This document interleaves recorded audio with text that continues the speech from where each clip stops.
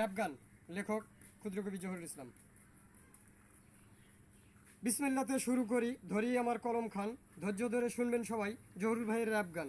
দুনিয়াটা বেইমান না রে, মানুষ হয় রে বেইমান, সুদ ঘুষ খায় যারা তারাই বড় শয়তান। কলম ধইরা কর্মু কি আর, লেখাপড়ার দাম নাই, আইএ বিএ পাশ করিয়া মোদের দেশে চাকরি নাই। আইএ বিএ পাশ করিয়া দোকানে দেয় সিগারেট, সারাদিন যায় শ্রম দিয়া কোনো রকম ভরায় পেট।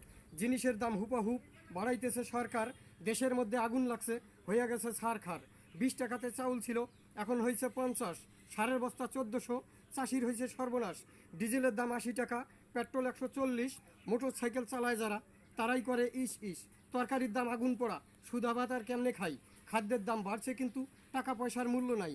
সামনে আসছে রোজার মাস, কত কিছু খাওয়ার আস, কই পামু ভালো মন্দ, গরিবের তো সর্বনাশ। পেটের দায়ে কর্ম করি, পরের দ্বারে প্রতিদিন 500 টাকাও খরচ করে ভরে নাই মোর পলিথিন। সরকারের কাছে আমার একটুখানি আবেদন, জিনিসপত্রের দাম কমান, খুশি হইব জনগণ। ধন্যবাদ। ক্ষুদ্র কবি জহুরুল ইসলাম। আল্লাহ হাফেজ।